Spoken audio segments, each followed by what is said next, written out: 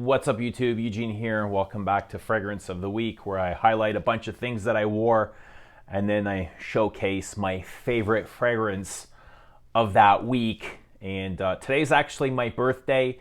Yes, I know in my Hortus Sanitatis unboxing video I said it was my birthday as well. That was my other birthday. Today is my real birthday. And so for my scent of the day today, I was going to wear Musk Ravageur. That's what I wore last year on my birthday, but at the last minute, I've changed my mind. And now I know I should always stick with the original option, because I ended up going with GAIAC 10, which is okay, I guess. It's not nearly as complex or rich or satisfying as Musk Ravageur. This is a very woody, soapy fragrance without smelling like soap. It feels like soap, fresh and clean and sterile. Very sterile, very aloof. It's a cold fragrance. There's not much warmth in here. I mean, that's kind of unique on its own, but for a woody fragrance, you know, it doesn't have those woody undertones. There's a huge blast of ambrox in here, which is giving it that soapy quality, kind of a sparkling, furry soapiness. It's got a beautiful frankincense accord. I think LABO has got the frankincense, the incense, the resins down pat. They do a fantastic job at the incenses. Not so much resins in here, but a little bit too linear for me, and I don't really think this is worth the money what LABO is asking for the city exclusives, but whatever. That's a different story entirely. So last week I went in, extensively on my, my fragrance of the week, and I wore it again this week. I really enjoyed it. So Coromandel, love this stuff. 2 weeks in a row, which is, which is kind of big for me. I don't really wear scents so close together. But I do have Le Lion just showed up today. I wasn't expecting it till tomorrow, so we'll unbox that together. I'll show you guys Le Lion. And I wore this again, Obsession. And there was a conversation we were having that I mentioned it reminded me of a $300 niche perfume. And some of you got it right. It reminds me of MDCI Chypre Palatine, because this is a Chypre hybrid, Chypre Oriental hybrid. A lot of mossy notes, burning leaves, earthiness, browns, yellows, golden hues, powders, lots of spices. I get that nice kick of cinnamon and a leather accord. It's lost a lot of its luster from what I remember. I mean, this stuff used to throw off skin like it would connect and just, it would diffuse like insane, like a skunk it would project. But I think it's lost a little bit of that. It's still got excellent longevity. Performance is pretty good, but it's just not as,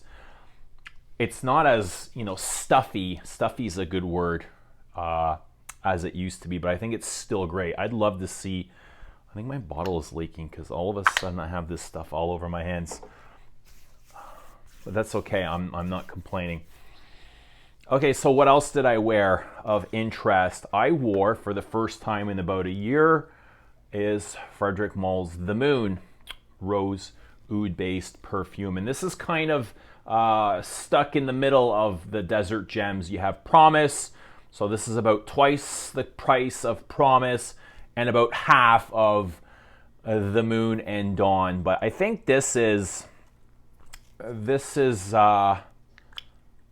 probably, I don't know, to me I get a lot of enjoyment from wearing this. I think I enjoy wearing this the most. The Night and the Moon are beautiful, but they're special occasion perfumes. I'll probably end up wearing the Night for Christmas.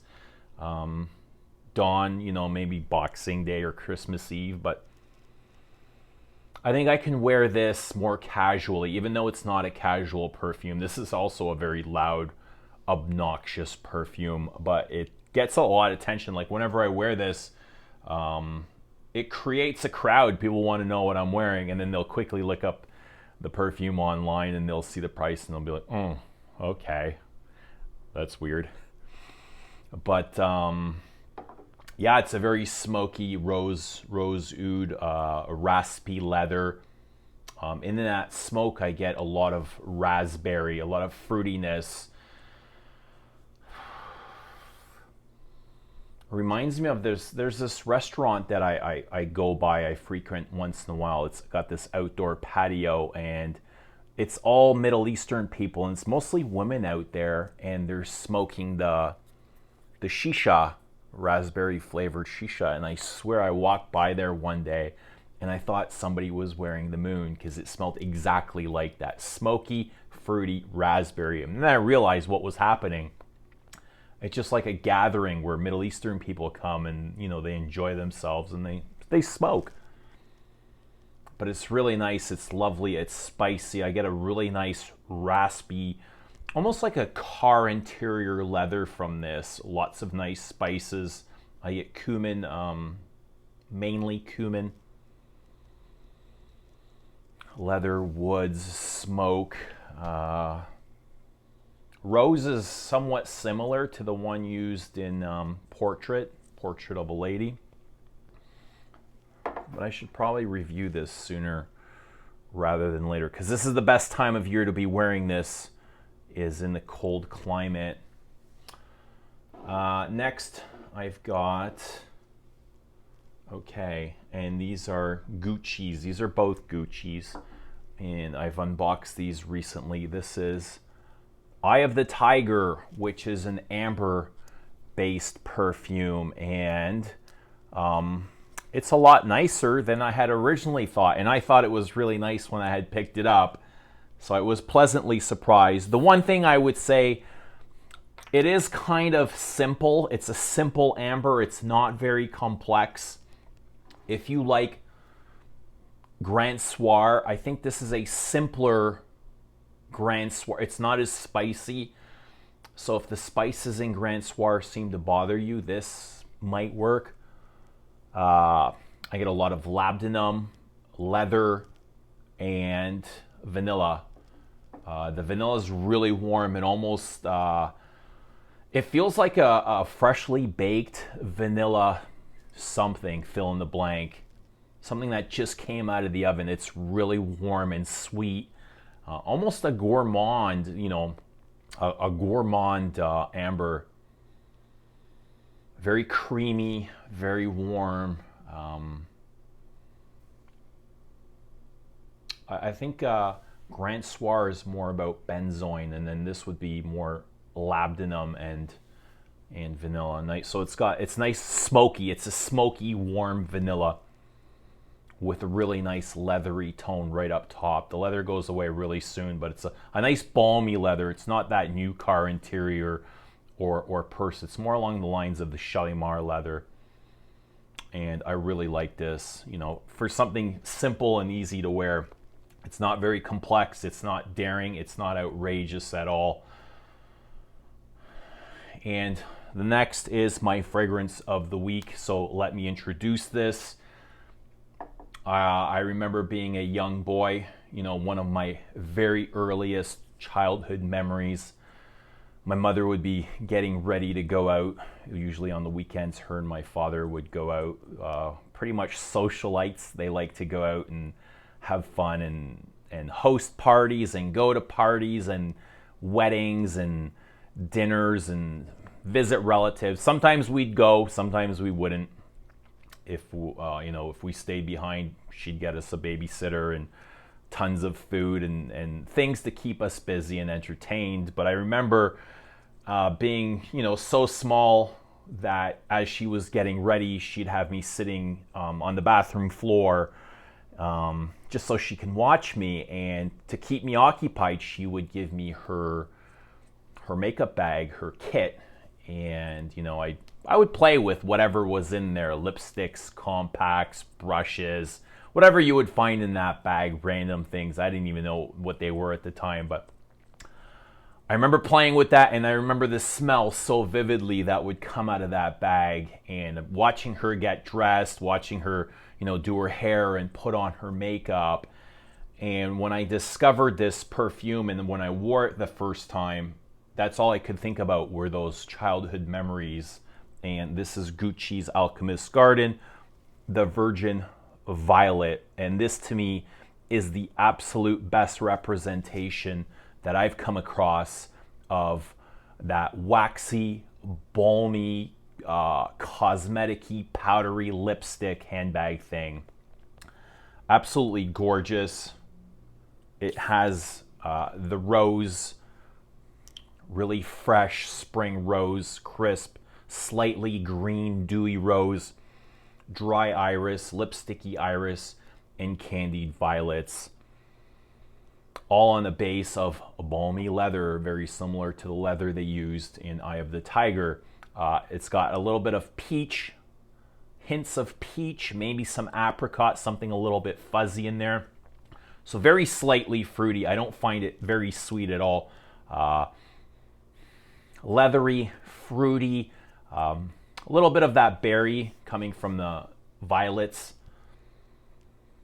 and a really nice musky vanilla, very sensual musky vanilla. It's not smoky like the one found in the ombre, the Eye of the Tiger. This is very sensual, it's warm, musky, and sensual, and very creamy vanilla. Absolute beauty. I loved wearing this. It was just like, it just took me back, to sitting on that bathroom floor. I was probably wearing diapers, I don't even know, but it's just that memory. And I talk about, this is a scent I imagine is intended for women, because it's got that, that woman's theme of putting on or applying makeup. And I say, just as the emotion that takes me back there, emotion has no gender, memories have no gender. And if this perfume takes me back there, to me, I've always said, scent has no gender. Wear what you want, wear what you like. Don't worry about what other people are going to say. And to me, this is genderless. A memory of a young boy watching his mother get ready for the evening, applying her makeup and getting dressed to go out with her husband. Such a beautiful memory for me, one that I'll keep forever, and I can relive it through this Gucci perfume. So thank you very much, Alberto. I absolutely love the entire line. There hasn't been one miss. There's two from the Eau de Parfums that I haven't quite yet grabbed yet. I think I'm going to go ahead and pick those up very soon, just based off of what I'm seeing from the things that I have acquired. So there you go. Fragrance of the week, Virgin Violet. If you like that cosmetics accord, this to me is by far the absolute the best that I've come across. I've yet to smell Moulin Rouge. I keep hearing about Moulin Rouge. I haven't had a chance to try that, but this to me exemplifies that accord better than Misia, better than Insolence, better than Vol de Nuit. It's not necessarily better fragrances than those, but if you want the straight up waxy cosmetics, the powders, the lipsticks, this is your go-to. Yeah, that's what it is.